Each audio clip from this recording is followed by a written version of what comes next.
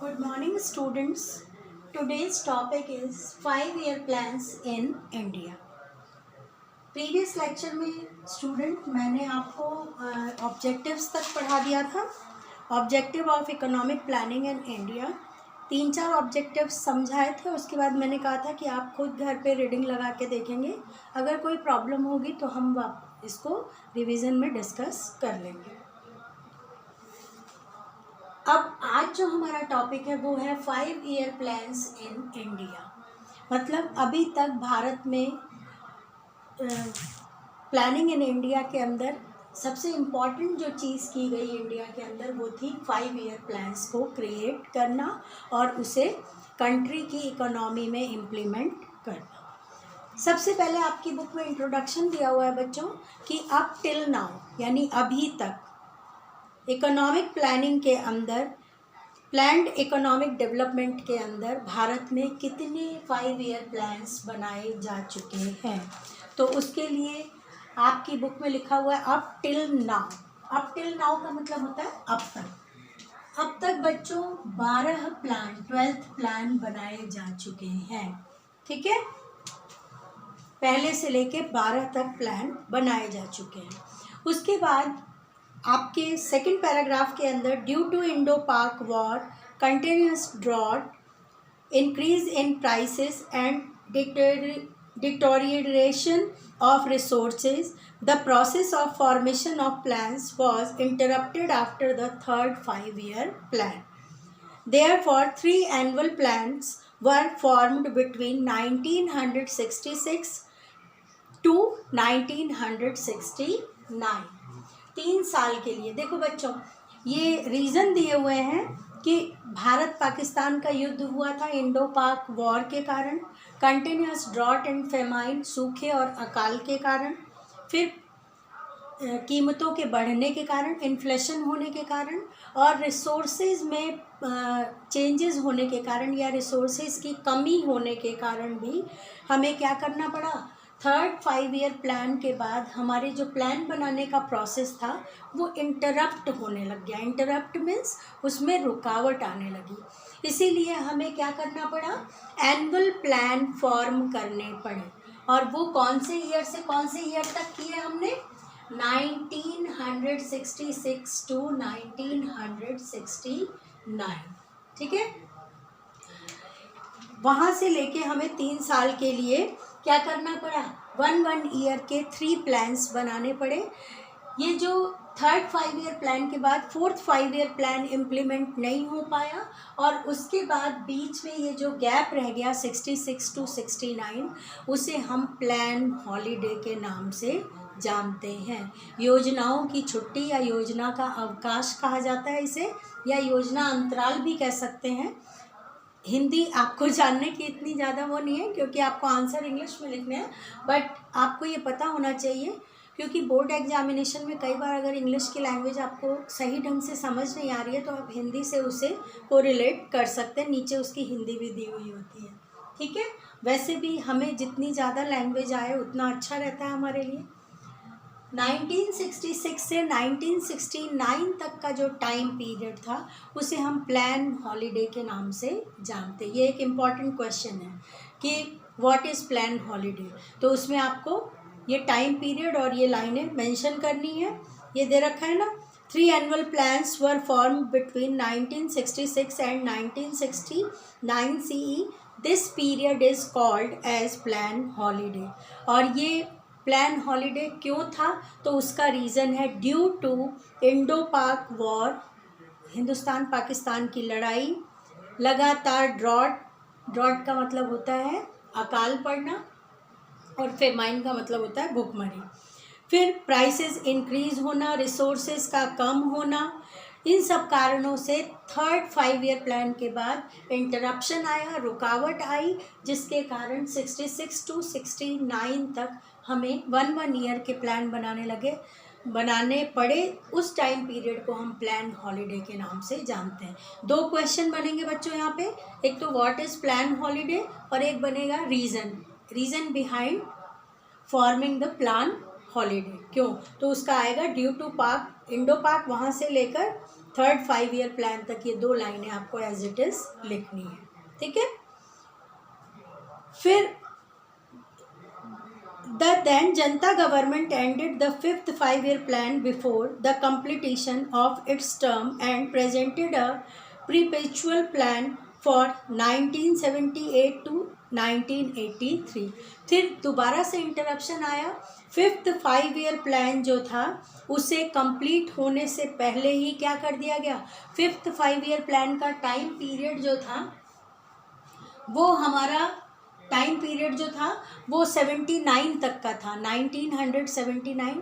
लेकिन जब जनता पार्टी की सरकार आई, कांग्रेस की सरकार गिर गई और जनता पार्टी की सरकार आई, तो उसने क्या किया, उस प्लान को पहले ही ख़त्म कर दिया 1978 में, और एक न्यू प्लान बनाया 1978 से 1983 का, जिसे हम रोलिंग प्लान के नाम से जानते हैं। वो आगे आपके बॉक्स में भी दिया हुआ है, ठीक है। फिर उसके बाद सेम ऐसा ही हुआ, वापस से 1980 में उन्होंने 83 तक के लिए प्लान बनाया था, लेकिन वापस से कांग्रेस की गवर्नमेंट आई तो उन्होंने क्या किया, बोला भाई जनता पार्टी की सरकार का बनाया हुआ प्लान हम इम्प्लीमेंट नहीं करेंगे, तो उन्होंने अपने तरीके से अपना नया प्लान बनाया। इसका मतलब 2 बार ये प्लान वापस से परपेचुअल बनाए गए। कब, एक बार जब कांग्रेस की सरकार गई और जनता की पार्टी की सरकार आई, तब जनता पार्टी ने अपने हिसाब से पॉलिसी फॉर्म करी और उन्होंने क्या किया, जो 5th 5 ईयर प्लान था उसको टाइम पीरियड से पहले ही हटा दिया और नया प्लान बनाया, एक परपेचुअल प्लान, जिसे उन्होंने 78 से 83 के लिए इम्प्लीमेंट करने की बात करी गई।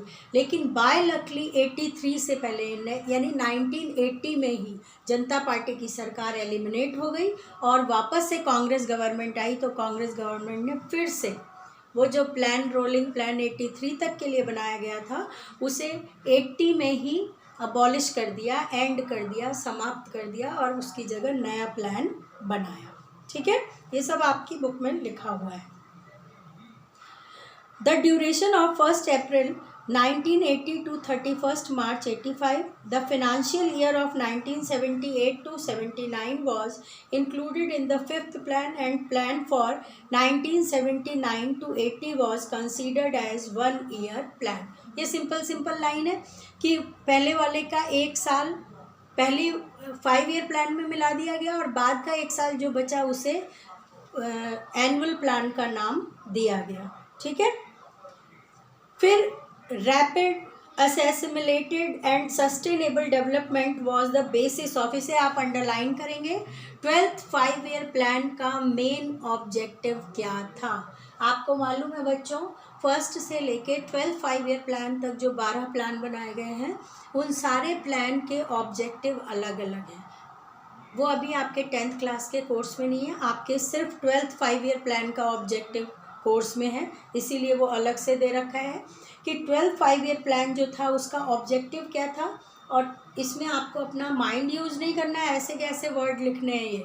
असेसिमिलेटेड यानी जो deprive section of the society, linguistic आधार पर, इसके अलावा सेक्स के आधार पर, लड़का है लड़की है, भाषाई क्षेत्र के आधार पे, रीज़न के बेसिस पर अगर हम कोई डिस्पार्टीज़ करते हैं या भेदभाव करते हैं, तो उस तरीके के भेदभाव को दूर करने के लिए जो डेवलपमेंट प्रोग्राम चलाया जाता है उसे हम असेसिमिलेटेड डेवलपमेंट कहते हैं।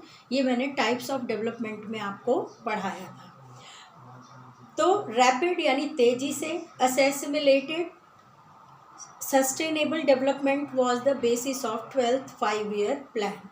ये तीनों आपको मैंने पढ़ा दिए हैं, शीघ्र विकास और समानता का विकास और रुक रुक कर यानी लगातार चलने वाला विकास। सस्टेनेबल का मतलब होता है जिसमें हम नेचुरल रिसोर्सेज को हार्म नहीं पहुंचाएं, उस तरीके की जो फर्दर जनरेशन के लिए सेव करके रखने की कोशिश की जाए, उसे हम सस्टेनेबल डेवलपमेंट, कंटिन्यूस डेवलपमेंट के नाम से भी जानते हैं।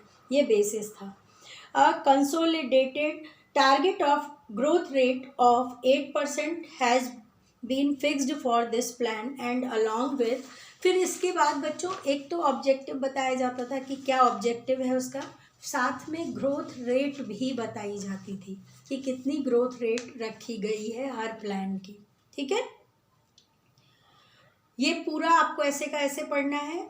Achievable target such as eradication of poverty, poverty को रिमूव करना, डिक्लाइन इन अनएम्प्लॉयमेंट, बेरोजगारी को कम करना, एक्सपेंशन ऑफ एजुकेशन, शिक्षा को बढ़ावा देना, एंड हेल्थ केयर सर्विसेज, और स्वास्थ्य सुविधाओं को भी बढ़ाना। ये सब इसके टारगेट फिक्स्ड किए गए थे, किसके?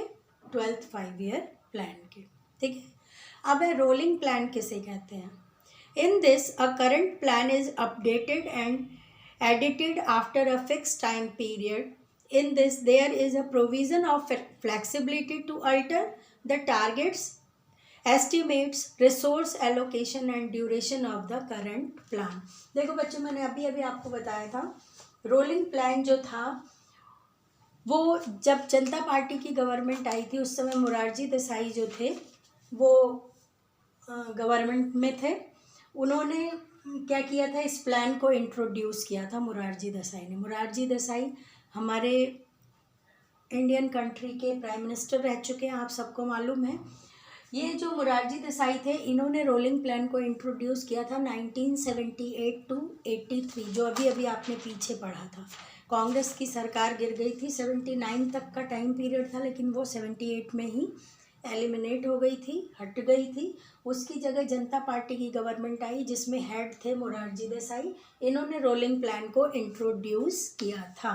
और रोलिंग प्लान क्या होता है, जिसे हम अपडेट कर सकते हैं। जो प्रेजेंट प्लान होता है उसे हम बढ़ा सकते हैं 5 साल से ज़्यादा, कम कर सकते हैं, टारगेट को कम ज़्यादा कर सकते हैं, रिसोर्सेज एलोकेशन में चेंज कर सकते हैं, उसे हम रोलिंग प्लान कहते हैं।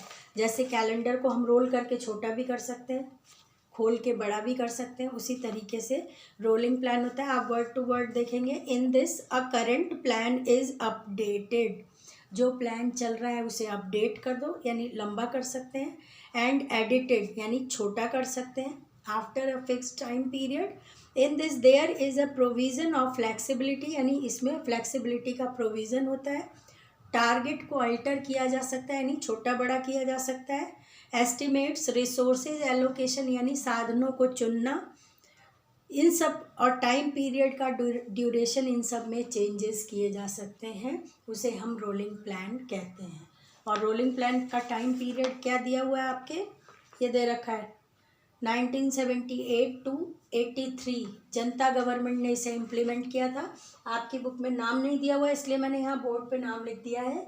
The rolling plan was introduced by Janata Party which formed a government led by Morarji Desai. Morarji Desai के लीडरशिप में ये प्लान इम्प्लीमेंट किया गया था। ठीक है, अब एक इम्पॉर्टेंट बात बच्चों मैं आपको और बता दूँ, ये आपका 5 ईयर प्लान का टॉपिक पूरा हो गया है। इसके अंदर आपके एक टेबल दी हुई है बुक में, आप एज इट इज़ इसे ऐसे का ऐसे अपनी नोटबुक में नोट करेंगे और ये ऐसे कैसे आपको लर्न करने हैं। अभी इसमें क्या इम्पॉर्टेंट बात है ये मैं समझा दूँगी आपको। एक इम्पॉर्टेंट बात आप वीडियो देख के नोट करेंगे, the present government has stopped the formation of 5 year plan. Bharat में जो लास्ट 5 ईयर प्लान बना था इंडिया में वो 12th 5 ईयर प्लान था, इसीलिए आपकी बुक में सिर्फ 12th 5 ईयर प्लान का ऑब्जेक्टिव दिया हुआ है, बाकी के ऑब्जेक्टिव आपको नहीं दिए हुए हैं। जब आप कॉमर्स में और आर्ट्स में इकोनॉमिक्स लेंगे 11th क्लास में, तब आपको सारे 5 ईयर प्लान के ऑब्जेक्टिव्स पढ़ाए जाएंगे। ठीक है, अभी आपको सिर्फ इतना ही पढ़ना है। फिर आपको रीज़न पता होना चाहिए कि क्यों स्टॉप किया गया, क्योंकि आपकी बुक में फर्स्ट लाइन यही दी हुई है, up till now 12th 5 year plan, यानी अभी तक 12 प्लान बन चुके हैं। तो जो प्रेजेंट गवर्नमेंट है यानी मिस्टर नरेंद्र मोदी की जो सरकार है, उन्होंने 5 ईयर प्लान्स को स्टॉप कर दिया, फॉर्मेशन को, इसकी बनाने को। So the 12th 5 year plan would be called the last 5 year plan of India। इसीलिए 12वीं पंचवर्षीय योजना, या जिसे हम इंग्लिश में 12th 5 ईयर प्लान कहते हैं, वो भारत की लास्ट 5 ईयर प्लान माना गया। और इसका टाइम पीरियड था 2012 to 2017, या फिर जिसे आप नॉर्मल लैंग्वेज में 2012 से 2017 कहते हैं। उसके बाद से हमारे कंट्री में 5 ईयर प्लान फॉर्म नहीं किए गए हैं। फिर है एक इम्पॉर्टेंट बात और है कि जो 12 प्लान थे उनमें सबसे ज़्यादा सक्सेसफुल प्लान कौन सा था। ये सब आपकी बुक में नहीं दिया है लेकिन आपको नॉलेज होनी चाहिए। Which 5 year plan is most successful, तो उसमें आप लिखेंगे the 6th 5 year plan was a great success to the Indian economy. छठी पंचवर्षीय योजना जो थी वो बहुत ही इम्पॉर्टेंट और बहुत सक्सेसफुल मानी गई है। क्यों? क्योंकि उसकी ग्रोथ रेट रखी गई थी 5.2, लेकिन हमने अचीव कितना किया था 5.7। जैसे मैं किसी बच्चे के लिए सोचूं उसके 80% आएंगे, ऐसा मैंने सोचा, लेकिन उसके 90% आ गए, मतलब बहुत ग्रेट सक्सेस मिली उस बच्चे को। वैसे ही 6th 5 ईयर प्लान में 5.2% जो थी वो ग्रोथ रेट रखी गई थी, लेकिन अचीव कितना किया गया था 5.7, इसलिए ये बहुत सक्सेसफुल मानी गई है। अब 2nd 5 ईयर प्लान जो है उसके लिए एक इम्पॉर्टेंट बात है। 2nd 5 ईयर प्लान को महालेनोबिस मॉडल के नाम से जाना जाता है। ये सब आपकी बुक में नहीं है लेकिन ये आपको नॉलेज होनी चाहिए, इसलिए मैं आपको बता रही हूँ, क्योंकि इससे रिलेटेड क्वेश्चन आए तो नहीं है लेकिन आ सकते हैं, लेकिन आपको मालूम होना चाहिए। इसे महालेनोबिस मॉडल कहा जाता है। पीसी महालेनोबिस जो थे ये बहुत ही फेमस स्टैटिस्टियन थे। इन्हें स्टैटिस्टिक्स की बहुत अच्छी नॉलेज थी और इकोनॉमिक्स के फील्ड में इन्होंने बहुत अच्छा वर्क किया था। 2nd 5 ईयर प्लान को फॉर्म करने में इनकी बहुत इम्पॉर्टेंट रोल था इनका, इसीलिए इस मॉडल को हम 2nd 5 ईयर प्लान को हम महालेनोबिस मॉडल के नाम से जानते हैं। ये आरपीएससी में 1st ग्रेड में, 2nd ग्रेड में, आरएएस में, आईएएस में बहुत बार पूछा जा चुका क्वेश्चन है, बहुत इम्पॉर्टेंट क्वेश्चन है ये। ठीक है। फिर एक इम्पॉर्टेंट बात है इसमें, इन 2015 प्राइम मिनिस्टर नरेंद्र मोदी जो थे इन्होंने प्लानिंग कमीशन को डिसॉल्व कर दिया और उसे रिप्लेस किया इन्होंने किससे? नीति आयोग से। प्रेजेंट में हमारी कंट्री में प्लानिंग कमीशन नहीं है बच्चों। प्लानिंग कमीशन डिसॉल्व हो गया था, समाप्त कर दिया गया था 2015 में, और उसकी जगह न्यू चीज़ को रिप्लेस किया गया था और उसे हम नीति आयोग या पॉलिसी कमीशन के नाम से जानते हैं। ठीक है। अब 5 ईयर प्लान की बात अगर हम कहें तो इसमें टाइम पीरियड आपके दे रखा है। अभी हमने पढ़ा था कि 1966 से 1969 तक का जो टाइम पीरियड है उसे हम प्लान हॉलीडे के नाम से जानते हैं। तो जब आप 3rd 5 ईयर प्लान का टाइम पीरियड देखोगे ना, 1961 से 66 तक दे रखा है। उसके बाद 4th 5 ईयर प्लान जो है वो डायरेक्ट 69 से स्टार्ट है। इसका मतलब 3 साल का जो समय था वो प्लान हॉलीडे का कहलाता है। और उस समय प्लान क्यों नहीं फॉर्म किए गए थे? तो इंडो पाक वॉर के कारण और ड्रॉट के कारण, इन्फ्लेशन के कारण और रिडक्शन ऑफ नेचुरल रिसोर्सेज यानी रिसोर्सेज के कम होने के कारण। ठीक है। फिर उसके बाद जो 5th 5 ईयर प्लान है वो रोलिंग प्लान की स्टार्टिंग हुई थी, वहाँ से 79 तक के लिए बनाया गया था, लेकिन जनता पार्टी की सरकार आ गई थी तो मोरारजी देसाई ने 1978 में एक प्लान बनाया था जो 83 तक के लिए बनाया था, यानी 6 साल के लिए था। तो वो क्या किया गया, उसको एक्सटेंड कर दिया गया था। तो वो प्लान कौन सा प्लान कहलाता है? रोलिंग प्लान कहलाता है। ठीक है। ऐसे ही आपको 12th 5 ईयर प्लान तक पढ़ना है। लास्ट 2017 तक के लिए हमारी कंट्री में प्लान बनाया गया था। उसके बाद जब नरेंद्र मोदी 2015 में प्राइम मिनिस्टर बने तो उन्होंने प्लानिंग कमीशन को डिसॉल्व कर दिया और उसकी जगह नीति आयोग को रिप्लेस किया था। ठीक है। अब हम पढ़ेंगे नीति आयोग। नीति आयोग क्या है? नीति आयोग or National Institution for Transforming India was formed by the Central Cabinet of Minister through an oath on 1st January 2015। इसको आप अंडरलाइन करेंगे। नीति आयोग का फुल फॉर्म है ये। नीति आयोग में N for national, I for institution, T for transforming और I for India. ठीक है। नीति का फुल फॉर्म ये होता है। और इसे कब बनाया गया था? 1 जनवरी 2015 में। और ऑनरेबल प्राइम मिनिस्टर जो है इसके चेयरमैन है। जो प्राइम मिनिस्टर होगा वही इसका चेयरमैन होगा। इसके अलावा आपकी बुक में बच्चों जिनके पास पुरानी बुक है उसमें अरविंद पानगडिया का नाम दे रखा है चेयरमैन में, सॉरी वाइस चेयरमैन में, उसे आप करेक्ट कर लेना।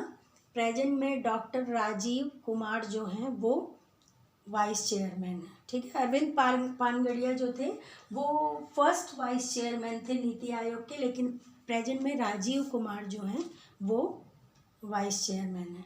और अमिताभ कांत जो हैं वो सीईओ हैं नीति आयोग के। ये ऐसे कैसे आपको याद करने हैं।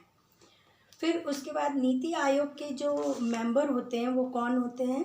तो सारे स्टेट के जो चीफ मिनिस्टर होते हैं वो, और साथ में यूनियन टेरिटरी के जो गवर्नर होते हैं वो इसके मेंबर होते हैं, ठीक है। और वो सब मिलकर इंडियन गवर्नमेंट के साथ मिलकर काम करते हैं, इसीलिए नीति आयोग को एक थिंक टैंक कहा जाता है, ठीक है। NITI Aayog forms strategic and long term policies and programmes for the government of India and also provide technical assistance में सहायता। It acts as a think tank for the government of India. इसे आप underline करें, इसे थिंक टैंक क्यों कहते हैं? तो उसका आंसर है NITI Aayog forms strategic and long term policies and programmes for the government of India and also provides technical assistance. It acts as a think tank for the government of India. फिर इसका जो agenda है वो है central government को develop करना, इसका agenda है development. The central government has discontinued the planning commission and form the NITI Aayog. This is a significant change. Niti Aayog is an excellent platform for all states to come forward and join hand for national welfare. सारे state जो हैं वो एक साथ आए और national welfare के लिए उन्होंने काम करना शुरू कर दिया। और इसने कोऑपरेटिव फेडरलिज्म, साथ मिलकर काम करने की भावना को बढ़ावा दिया है। इसमें 2 इम्पॉर्टेंट पॉइंट हैं। नीति आयोग जो होता है वो टीम इंडिया हब और नॉलेज हब की तरह वर्क करता है। टीम इंडिया की तरह कैसे करता है? क्योंकि सारे स्टेट और यूनियन टेरिटरी के जो गवर्नर और चीफ मिनिस्टर होते हैं वो एक साथ मिलकर नीतियाँ फॉर्म करते हैं। और नॉलेज हब का मतलब होता है नई नई टेक्निक्स का इस्तेमाल इसके अंदर किया जाता है। और इस तरीके से हम कह सकते हैं कि नीति आयोग कोऑपरेटिव फेडरलिज्म के बेसिस पे वर्क करता है। ये आपका चैप्टर कंप्लीट हो गया है। अब आप इसके कंप्लीट क्वेश्चन आंसर करके मुझे मेरे नंबर पे सेंड करेंगे। और जो बच्चे मुझे होमवर्क सेंड नहीं कर रहे हैं उनकी कंटिन्यूअस एब्सेंट मार्क हो रही है। That's all for today.